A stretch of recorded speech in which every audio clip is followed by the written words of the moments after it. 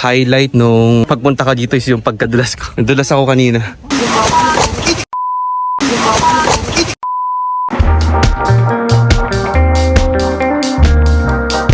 Grabe guys, sarap mag-drive dito, walang ka-traffic.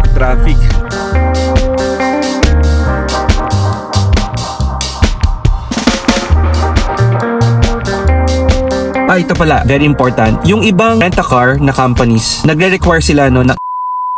Hi guys, so ito, hindi ko alam kung nababasa nyo no. Nakalagay dito is World's Best Airport no ng 2024.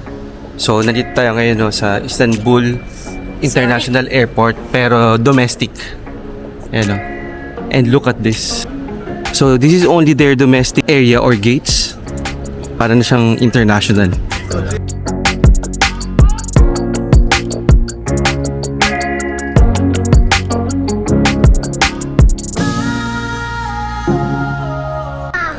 So yung flight natin guys is mamaya pa, so info gate by 5:15. So meron pa tayong roughly 1 hour no to wait. So wait lang muna tayo dito guys no. Check natin kung ano and saan tayong gate going to the Denizli. So maganda naman yung waiting area nila here, pero libot-libot lang din tayo.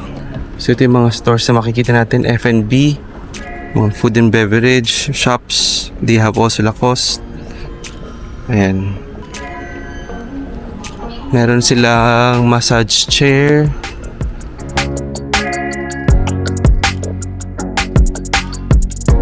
Laruan guys oh. Playland. Inside the airport para sa mga bata. Galing guys oh.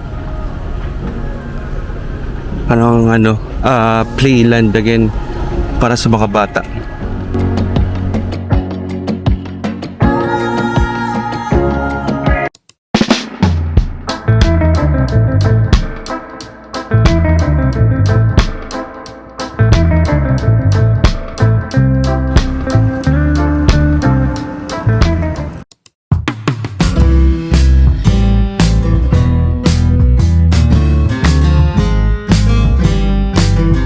What's up guys? So ito, nandito tayo ngayon no, sa may arrival area no, ng Denizli Airport and we just booked a rent-a-car dito sa Europcar.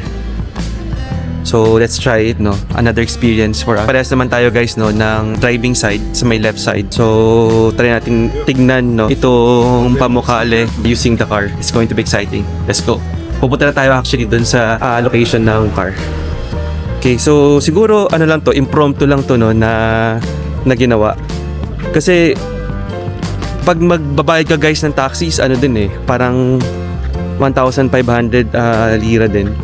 Eh ito, rent-a-car buong araw is 2,000. So might as well do this no. And ibalik mo na lang yung kotse na mas maaga. Tapos nakatipid ka pa. Look at this, ito yung parking nila here.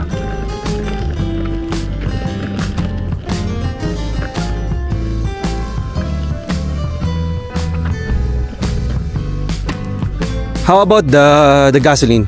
The gasoline. Okay. So yung kinuha natin guys is automatic.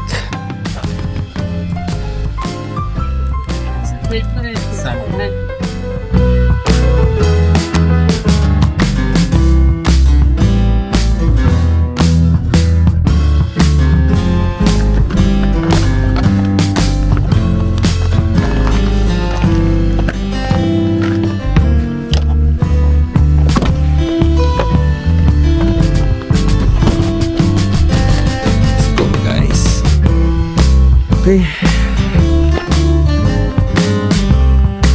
Alright guys, so ayan, nakasakay na tayo no sa may rent-a-car. And again, same lang to ng driving position. So hindi tayo mahihirapan mag-rent-a-car. Driver's license lang. And I didn't have any international driver's license. Pinayagan naman ako and this is under Europcar. Tara na, samahan nyo na ako mag-drive.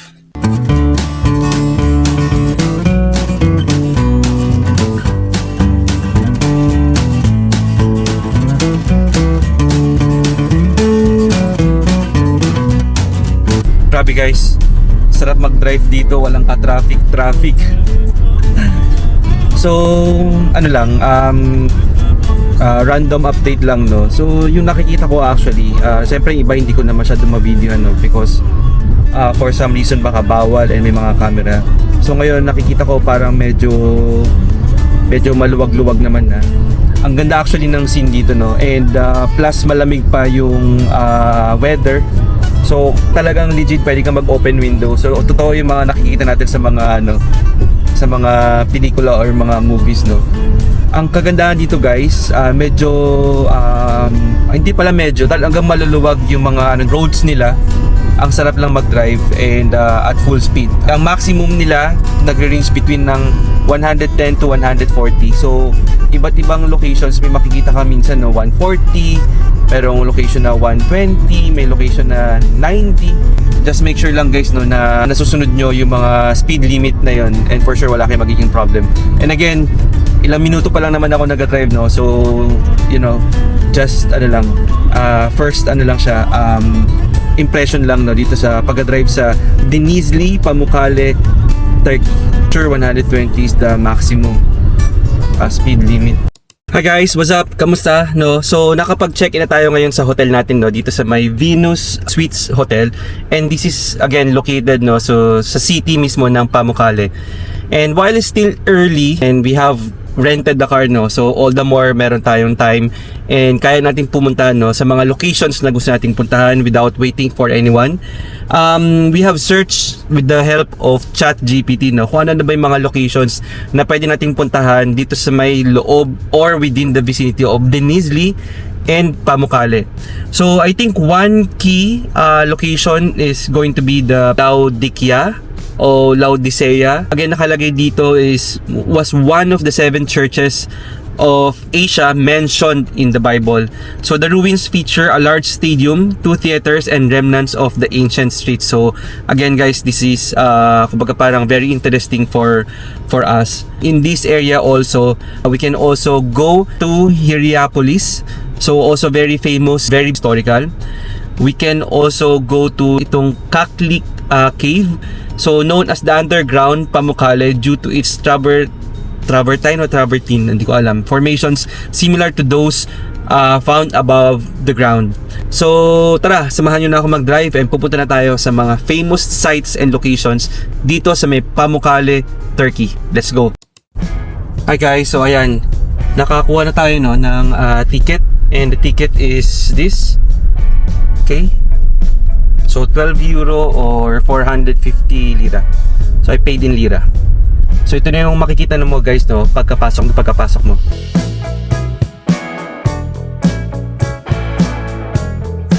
Alright, sige. So guys, nandito na tayo ngayon sa Laodicea parking and we're going to use this na. So again guys, no, yung ticket is 12 euro or 450 Turkish lira. Okay, so tara, puntahan na natin. Let's go!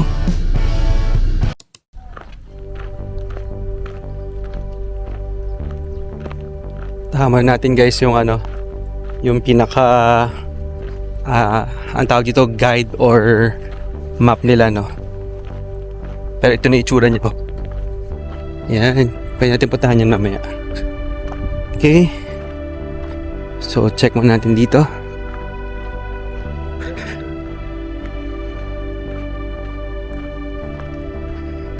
Okay, so in this location guys, ito yung mga makikita natin, no, temples. Ito Merkezi, Central Church, Aevi, Suriye Kadesi, and itong East Byzantine Gate. Okay, so Laodicea is a West Phrygian city located 6 km Denizli. So yan, nandiyan na yung information. Okay, so these are part of the excavations dito sa Laodicea since 1775 until 2008.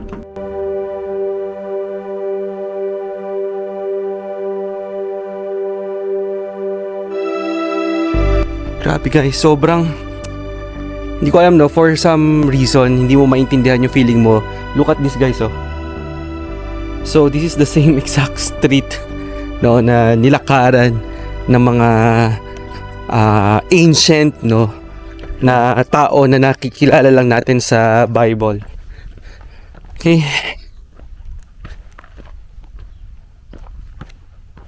Let's see here.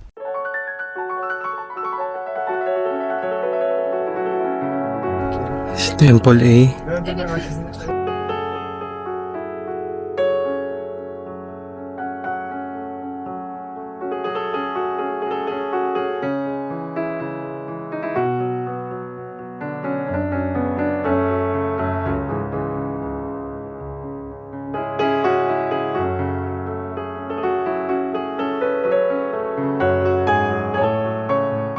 Itong mga nakikita nyo ng mga bato, this is part and parcel of the, kumbaga, the whole place, no? So, marami kasi siyang, kumbaga, parang combined, no, na mga locations. Merong stadium, may theater, and temples. So, since na-unearthed lang nila to, so I don't know, no, kung continuous pa rin ba. Pero, as you can see, there are a lot of rock formations. Kumbaga, basag-basag na sila. And I don't know, no, if there's a if it's going to be like this na, pero this is very biblical. So kung titingnan nyo guys sa Google or sa ChatGPT, according to itong Laodicea or Laodicea is an ancient city located about 10 kilometers of Pamukkale in Denizli province. So, this is founded in the 3rd century BCE by the Seleucid king. The city is mentioned in the book of Revelations as one of the 7 churches of Asia known for being lukewarm.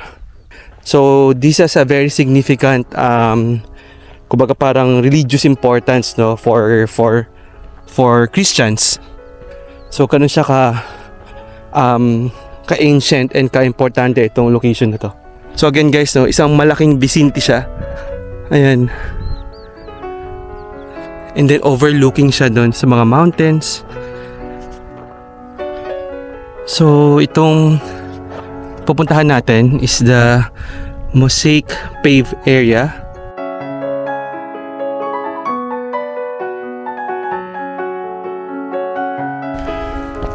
Oh, I see. Hindi ko nakikita lang sa camera, no. Ano yung mga mosaics.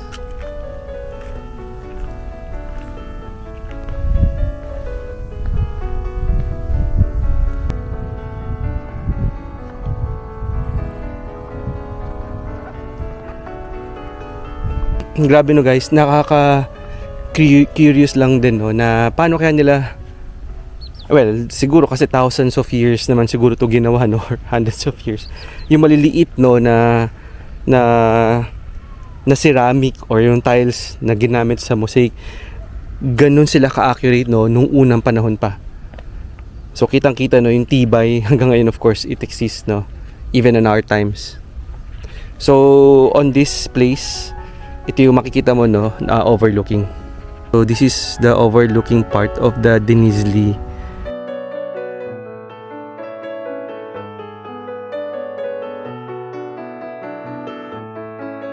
Wow.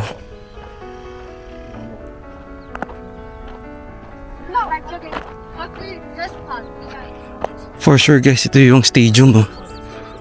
So nice.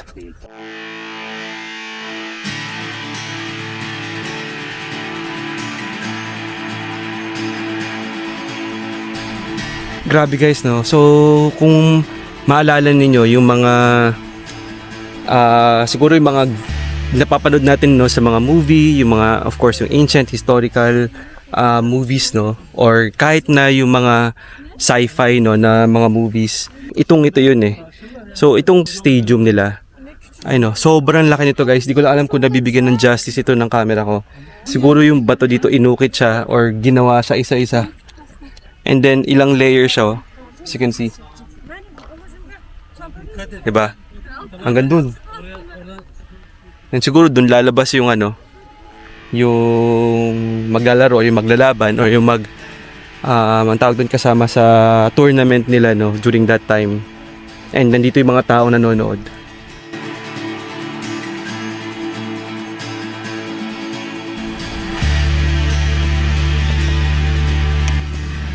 Guys, bumaba tayo. Check natin siya, no, hanggang saan yung pinakakaya nating buhabain to. Itong location na to. Grabe, oh. Sobrang ganda talaga niya.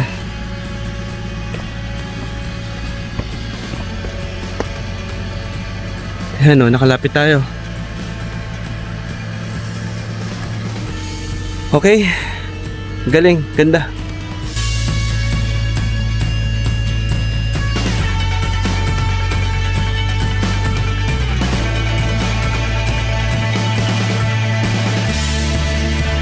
Okay, so nandito tayo ulit ngayon, no, sa isang site. Sa ito tsura niya.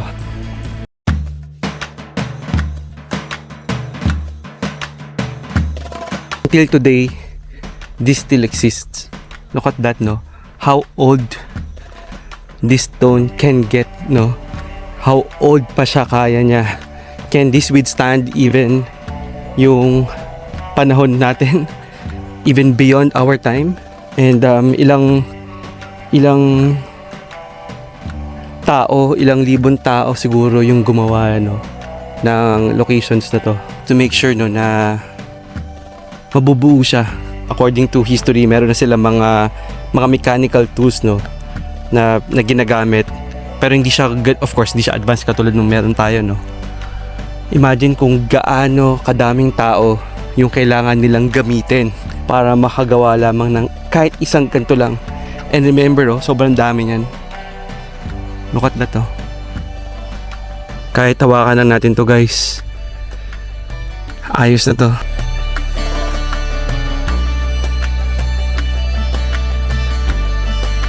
So, since para siyang isang community, guys, no? The banda doon, ito, oh, ito papakita ko sa inyo. Meron parang mga maliliit na mini temples dyan sa side na yan. Yung stadium nandun sa dulo.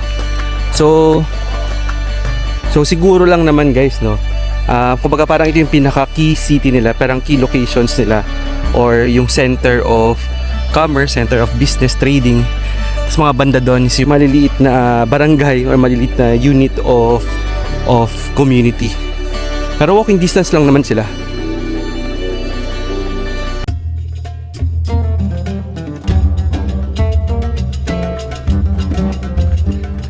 Imagine nyo, guys, no, ilang libong taon na to, itong road na to,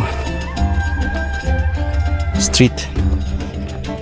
Imagine mo, may mga nagbebenta sa gilid, may nagkukwentuhan, diba? May mga nakatayo dyan.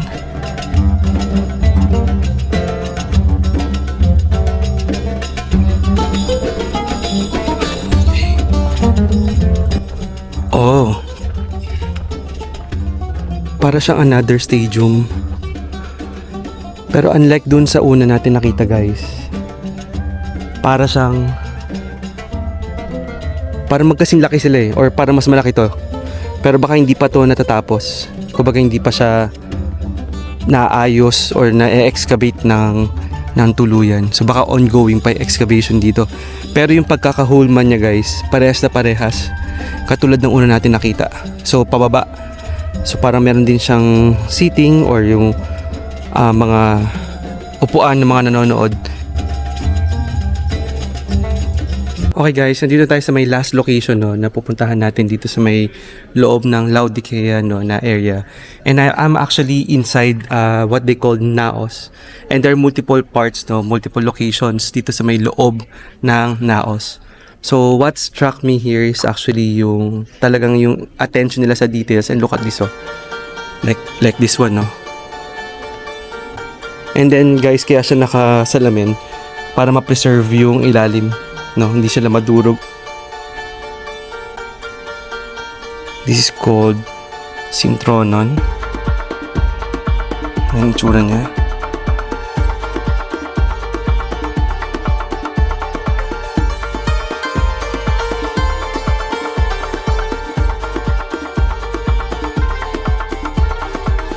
And ayan, so, and guys, oh, di ko alam kung napapansin ninyo.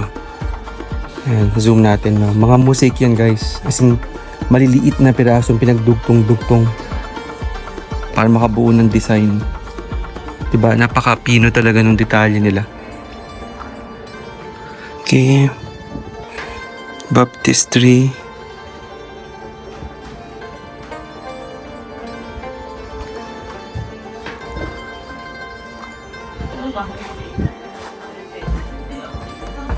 Look at this guys, oh. Yung mga mosaic na hindi pa siya siguro nabubuo. This is still another part of it. So ito yung latrina, toilets.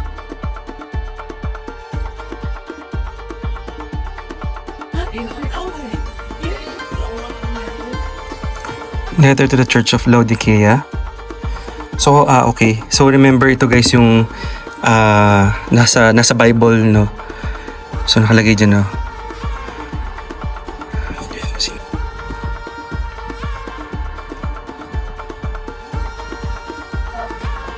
Ito yung 3D restitution drawing. And ito yung plan, blueprint niya. With all the parts, no, na pinakita ko sa inyo kanina. Hi guys, so ayan, katatapos lang yung ginawa natin, no, na pag-ikot dito sa may Laodicea. And we've actually learned a lot, no. So this is a DIY tour, no. Pero for you guys, no, na sa tingin ninyo dapat meron kayong kasamang tour para ma-explain sa inyo ng maayos, okay lang din yun. Pero doon sa mga katulad ko, no, na ayaw magpatali doon sa oras or yung sa timing din, this is also one good option. Yun nga lang, ang kailangan nyo munang gawin is dapat meron kayong sariling transport car or transportation, no, because hindi nyo magagawa yung DIY because this area guys is so impossible para maglakad-lakad lang kayo. So you need to have your own car at your own convenience at your own time. So like in my case, no, so minamaximize ko yung ni-rent a car ko which is good for 2 days. So kasama na dyan lahat, no, kung saan man ako pumunta, sa city man yan or sa anong location. And this is one of the best part of it, no. I can just go within the area and kung ano ba yung gusto ko lang napuntahan. Hi guys, nandito tayo ngayon, no, sa may Kaklik Cave. And itong Kaklik Cave is also one of the must visit locations, no, kapag nandito kayo sa Pamukkale or Denizli, Turkey. Entrance fee is 35 lira. Thank you.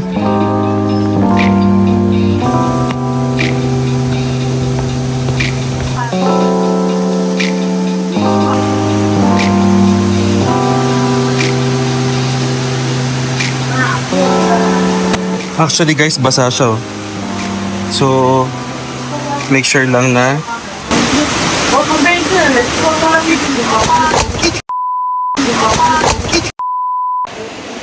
actually guys, sabi ko diba mag-ingat, nadulas tayo.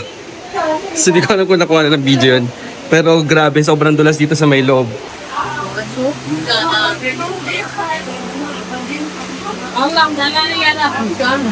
So basa lang siya guys. So welcome dapat kayo, no, na mabasa yung shoes ninyo. But that.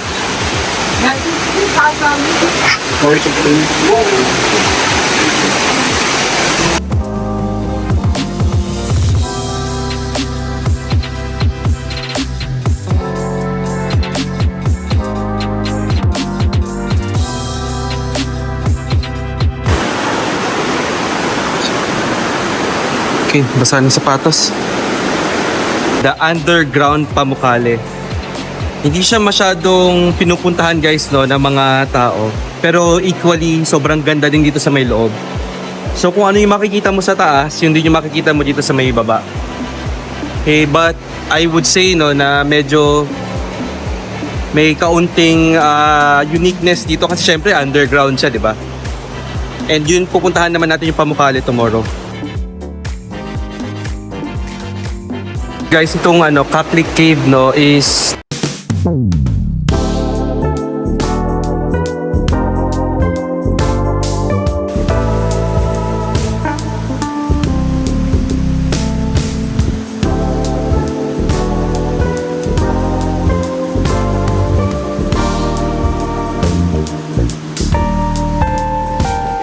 yan. Actually guys, no, hindi ko lang alam, no, kung napapansin ninyo. Pero yung feels dito sa loob, para ka talagang para kang nasa movie. Ganda. Sobra. Hindi ko alam kung nakikita siya dito sa loob na nabibigyan ng justice ng camera ko itong itong pinuntahan na Kaklik Cave. Pero wala eh. Hanggang dito lang kayang kunin ng camera natin guys.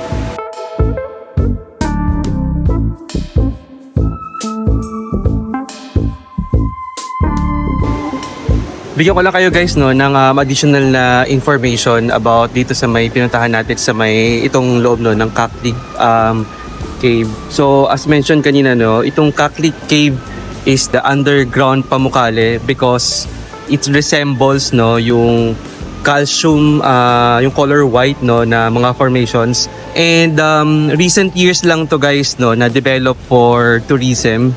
Pero matagal na daw itong alam ng mga locals na kumbaga nakatira within the vicinity and within the area.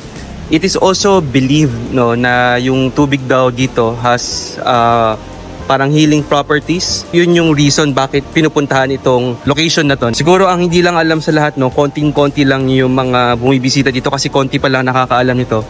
So just in case you guys wanted to have a very surreal, kumbaga parang natural wonders no na gusto niyo makita pag bumisita kayo dito sa Turkey, I think this is one of the recommended location.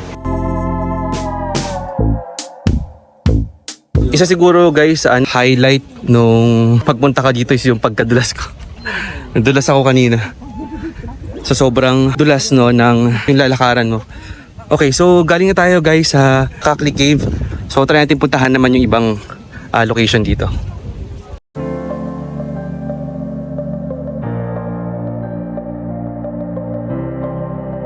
So itong lugar na to guys, may kasama silang swimming pool.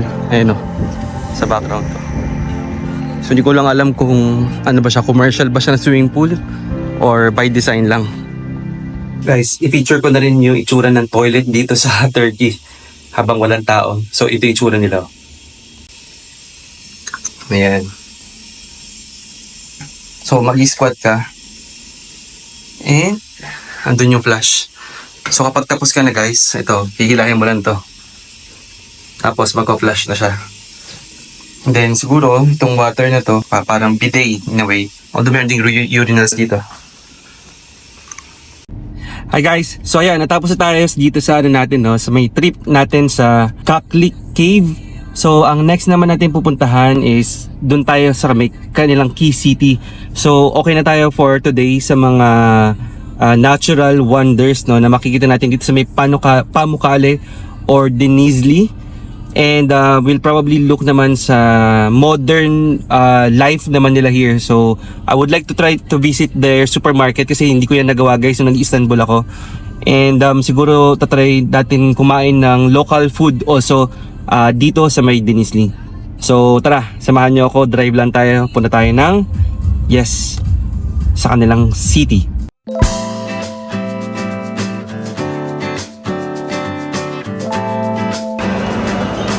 Ganito guys yung itsura ng ano nila, food court nila dito sa ano, sa Turkey. Nasa loob ako ng isang mall. Actually, di ko alam kung anong pangalan ng mall na to, no.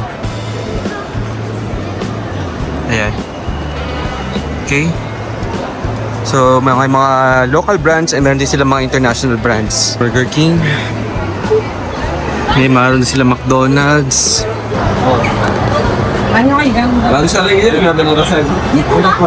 Guys, look at this, oh. Tingnan mo, bumili ako ng doner.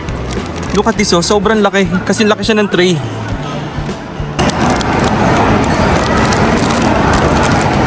Parang sabi ko, sakto lang naman yung presyo, 170. Mga nasa 280 pesos sa atin, no? Pero sobrang laki. Actually, good siya for 2 persons. Ayan. Okay, so galing ako ng supermarket, no, as I've mentioned to you. And since malapit nang gumabi ngayon, mga nasa 4 PM na, ano oras ba? 4:30 na ng hapon dito sa sa Turkey. Sabi ko, bili muna ako ng kahit very very light and snacks lang, no. Look at this naman, no. Sobrang yung laki. Diba? So sige, samahan nyo kumain.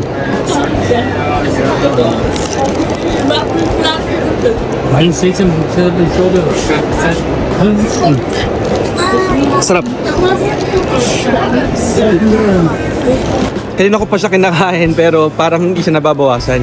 So kung i-describe ko lang yung lasa, no, since meron kasi siyang parang fried onion or onion sticks, ayan, no, sa gilid. So sama-sama yung ano niya, no, yung texture niya pag sinubo mo na or pag kinain mo na, di ba?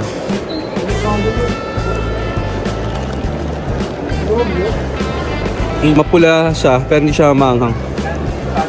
So meron siyang cheese, meron siyang tomato, for sure, of course, onion and some pickles, no, nalasama yung pickles, and yung mismong beef niya, no, na meat.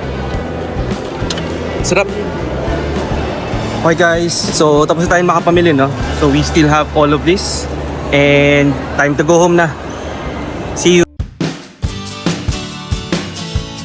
Okay guys, kamusta? So ayan, nakarating na tayo ngayon, no, dito sa may hotel natin.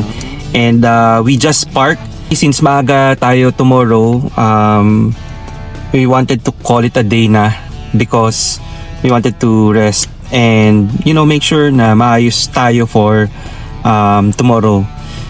So yung activity natin bukas, yan, sasabihin ko sa inyo in a while. This is also another first for me. But before that, siguro i-summarize na natin, no, ano ba yung nangyari the whole day for us flying from Istanbul to here in Denizli in Pamukkale. So right now, as you can see, no, I'm still sa car, no, na nirent natin for the first time, driving outside of the Philippines, and made special kasi nandito pa tayo sa may itong kinuha natin, guys, no, na rent a car sa Europe Car. I would highly recommend them kasi it's very fast. Actually marami na, and kung hindi ako nagkakamali, yung presyo nila medyo pare-parehas lang din, may pagkakaiba lang siguro few hundred of liras. Ang kailangan nyo lang, at least on my side, yung tinanggap is my passport, credit card, my driver's license. So 3 requirements lang yun.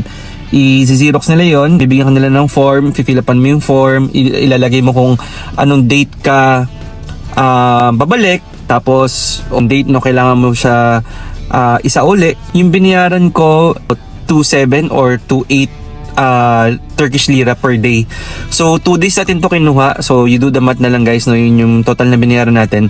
And then merong deposit, no, na 5,000 lira. So 5,000 lira sa 8,000 pesos yan sa atin. Yung deposit na yon, nilagay din nila yun sa credit card, pero automatic yun mawawala or mari-remove, maka-cancel once na maibalik natin yung kotse sa kanila. So don't forget, guys, no, na stay committed on the time na sinabi nyo or nilagay nyo dun sa form. Gasolina.